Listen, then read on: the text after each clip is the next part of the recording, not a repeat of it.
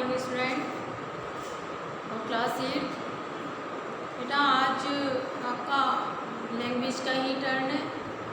Language में मैंने आपको फर्स्ट चैप्टर में व्याकरण की परिभाषा तक बता दिया था, है ना। कहाँ तक?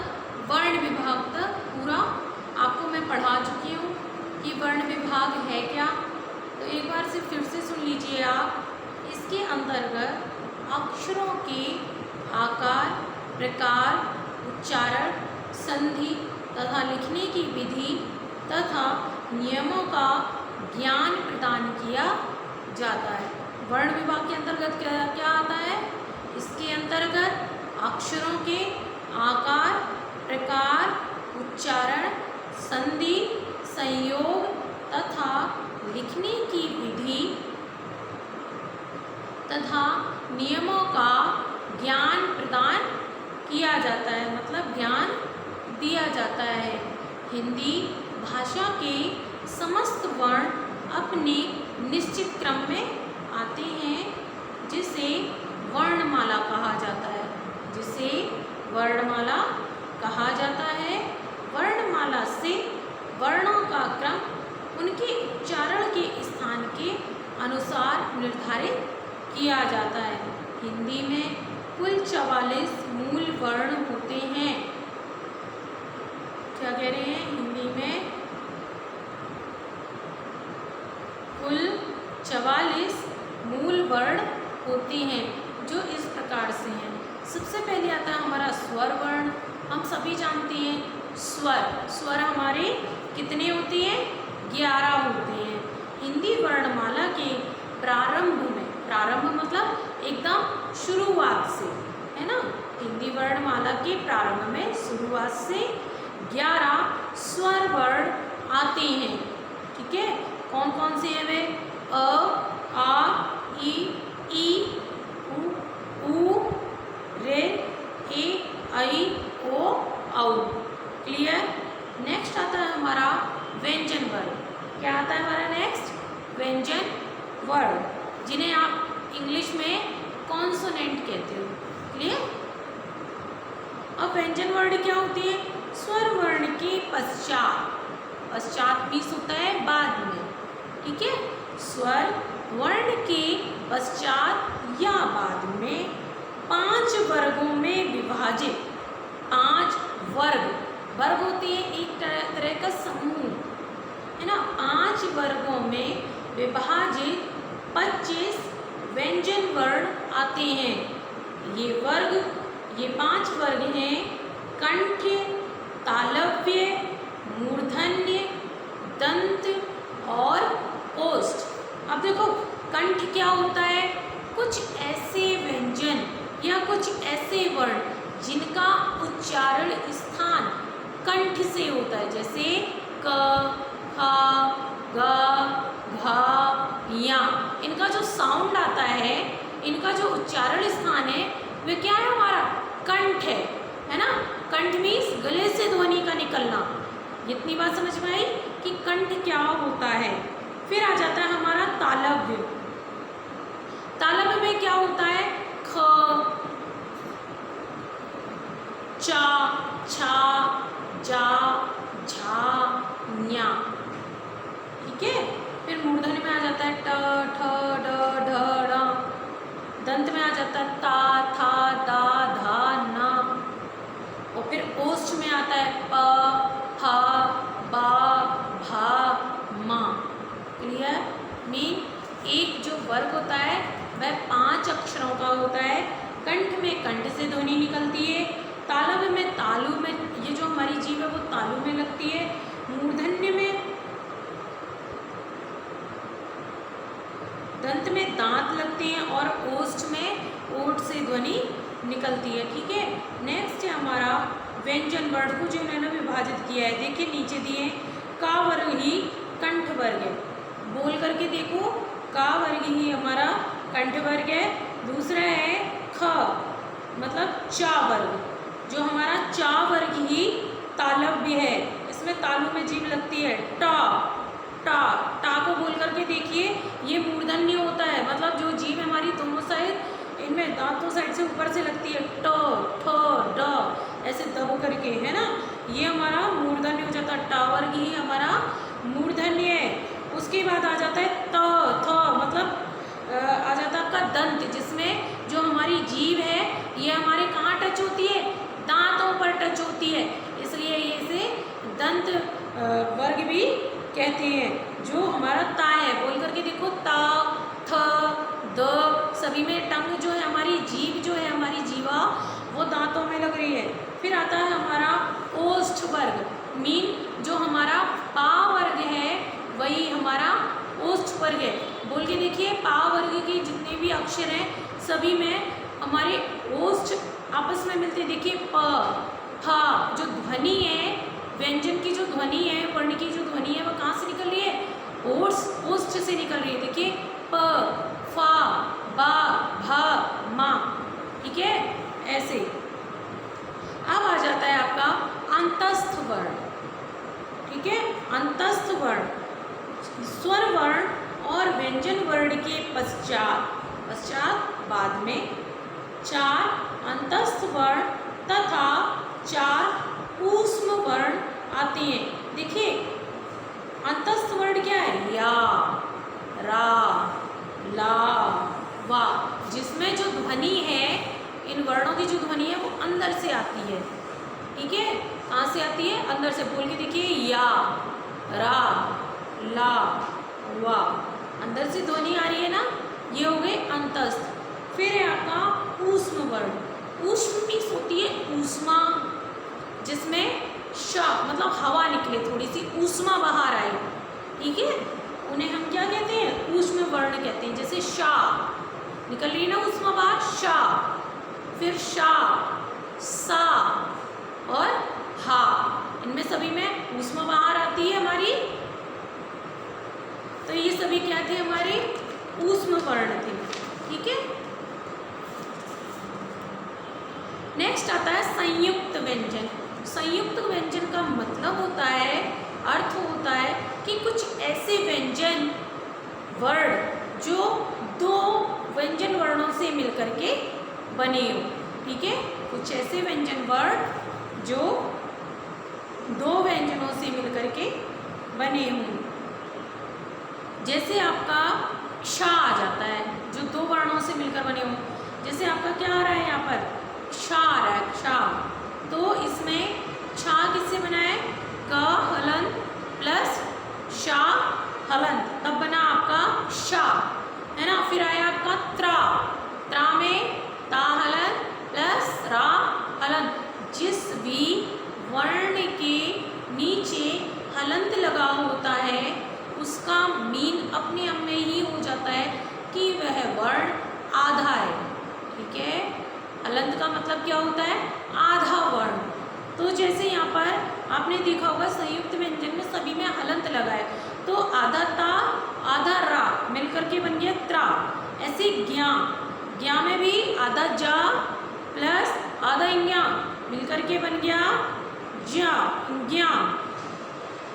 फिर आता आपका श्रा, इसमें क्या है, शा, आधा शा प्लस आधा रा मिलकर के बन गया श्रा, ठीक है।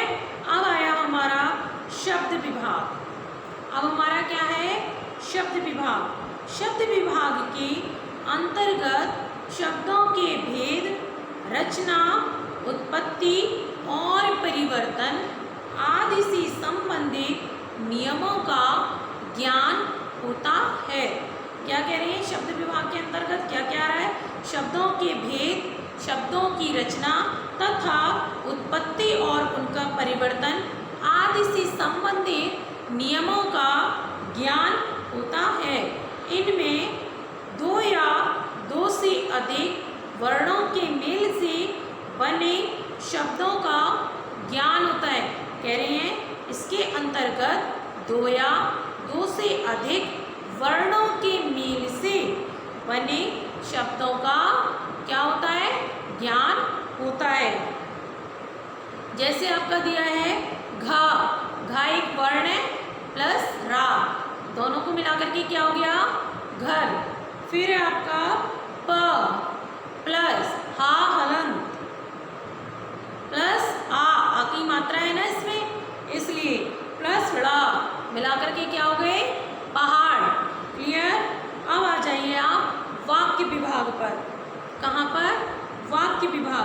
इसके अंतर्गत दो या दो से अधिक शब्दों के संयोग से बनने वाले वाक्यों का ज्ञान होता है। क्या कह रहे हैं? वाक्य विभाग के अंतर्गत, इसके अंतर्गत दो या दो से अधिक शब्दों के संयोग से बनने वाले वाक्यों का ज्ञान होता है। इसमें वाक्यों के भेद तथा रचना, उत्पत्ति और परिवर्तन आदि से संबंधित नियमों का ज्ञान होता है। क्या कह रहे हैं? वाक्यों के भेद, वाक्यों की रचना, वाक्यों की उत्पत्ति और उनके परिवर्तन आदि से संबंधित नियमों का ज्ञान प्राप्त होता है। क्लियर? जैसे राम अपने आप एक शब्द है, प्लस मंदिर, मंदिर भी शब्द है, प्लस चल, मिलाकर के क्या हो गया? राम मंदिर चल। फिर है भगवान प्लस किंग प्लस दर्शन प्लस कर, ये शब्द ही तो है, इसमें चार शब्द हैं, तो चारों शब्दों को मिलाकर के क्या बन गया? एक वाक्य बन गया। क्या है? भगवान के दर्शन कर। आप देखिए, आपको अच्छे से पता चल गया होगा कि जो वर्ण है वह भाषा की छोटी सी ध्वनि या इकाई है। वर्णों को मिलाकर के शब्द बनते हैं और शब्दों को मिलाकर के वाक्य बनते हैं। Clear student? आपको चैप्टर तो समझ में आ गया होगा। तो अब आप फर्स्ट मतलब उसका पहला प्रश्न लिखिए।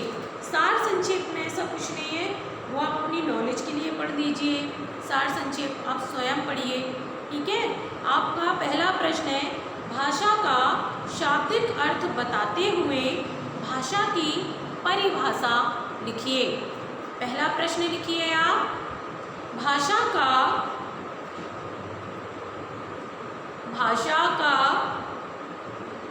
शाब्दिक अर्थ बताते हुए भाषा की परिभाषा लिखिए। वन टाइम और सुन लीजिए, भाषा का शाब्दिक अर्थ बताते हुए भाषा की परिभाषा लिखिए।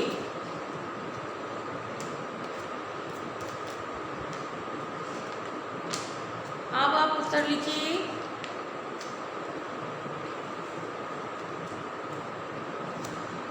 हम आपस में, उत्तर है आपका, पहले प्रश्न का उत्तर लिखिए।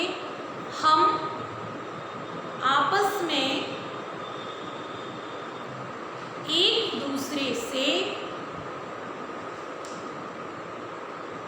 जो भी बातचीत करते हैं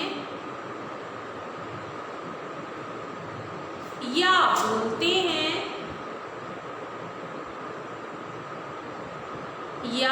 बोलते हैं वह भाषा ही है।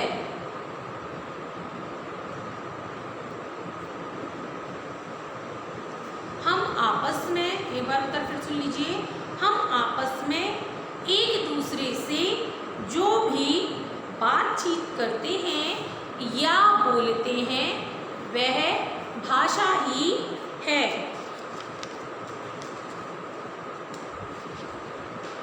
दूसरा प्रश्न लिखिए आप, भाषा के भेद बताइए। मीन भेद या प्रकार। क्लियर? भाषा के भेद बताइए।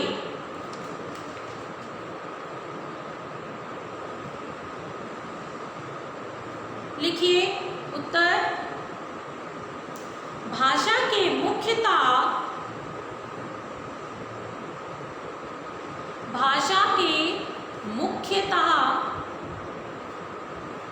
दो भेद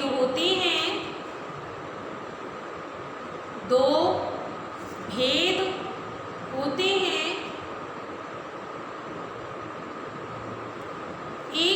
नंबर 1 पर लिखिए व्यक्त भाषा। नंबर 1 व्यक्त भाषा। नंबर 2 पर लिखिए अव्यक्त भाषा। अव्यक्त भाषा। व्यक्त भाषा आप सबको मालूम है, मैंने समझाई थी, जिसे हम लिख करके बोल करके या संकेतों द्वारा समझा देते हैं, व्यक्त कर देते हैं अपने मन के भावों को, वह हमारी व्यक्त भाषा है। अव्यक्त भाषा में क्या है, जिसमें हम अपने मन के भावों को नहीं समझा सकते, जो पशु पक्षियों और इनकी जानवरों की भाषा होती है उसे अव्यक्त भाषा कहते हैं ना। अब लिखिए व्यक्त भाषा, हेडिंग डालिए आप पहले व्यक्त भाषा।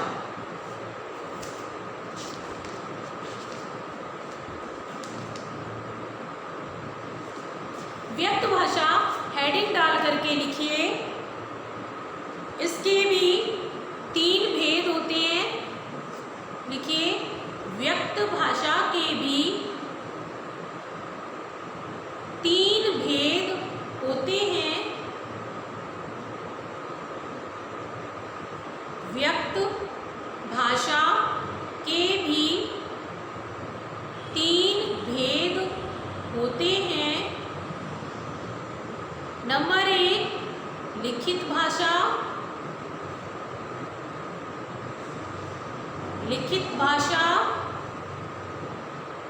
नंबर 2 मौखिक भाषा।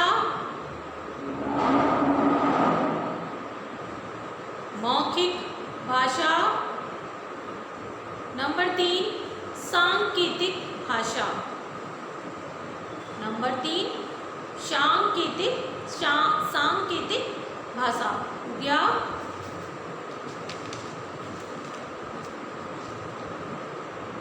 अब नेक्स्ट प्रश्न लिखिए लिखित भाषा किसे कहते हैं।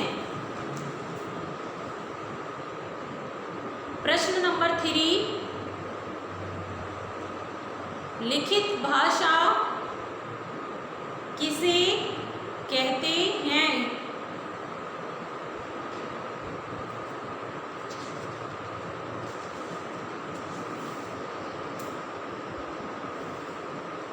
लिखिए उत्तर, इसका उत्तर लिखिए स्टूडेंट्स। जब मानव अपने भावों एवं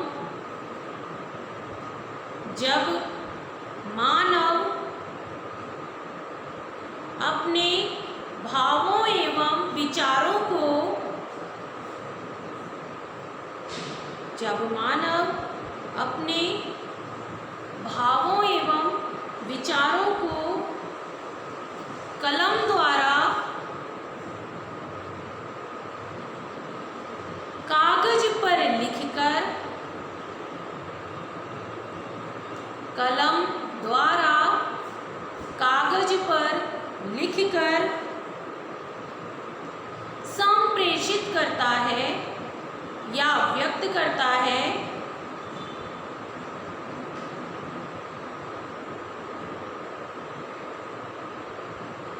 और दूसरा व्यक्ति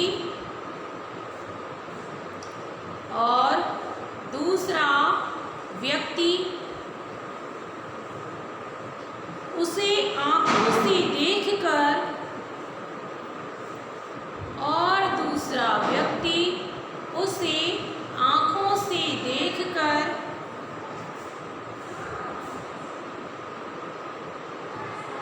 या पढ़कर समझता है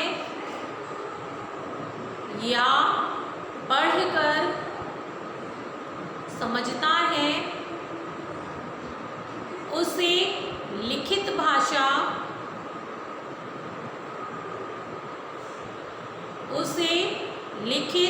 भाषा कहते हैं।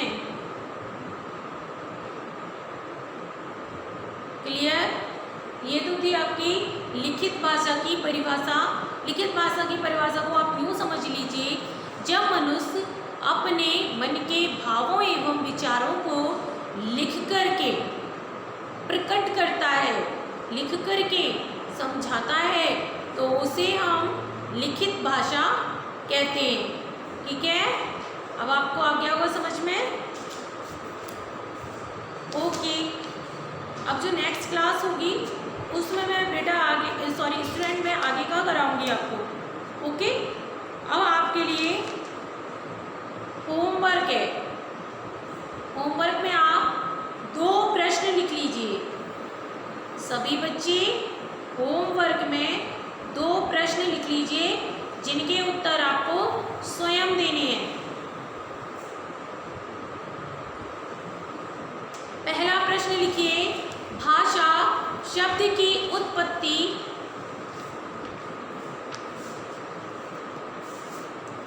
भाषा शब्द की उत्पत्ति किस धातु से हुई है? पहला प्रश्न है आपका होमवर्क के लिए, भाषा शब्द की उत्पत्ति किस धातु से हुई है? पहला प्रश्न ये हो गया।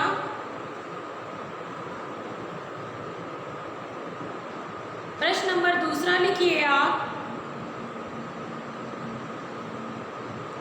अव्यक्त भाषा अव्यक्त भाषा किसकी भाषा है? अव्यक्त भाषा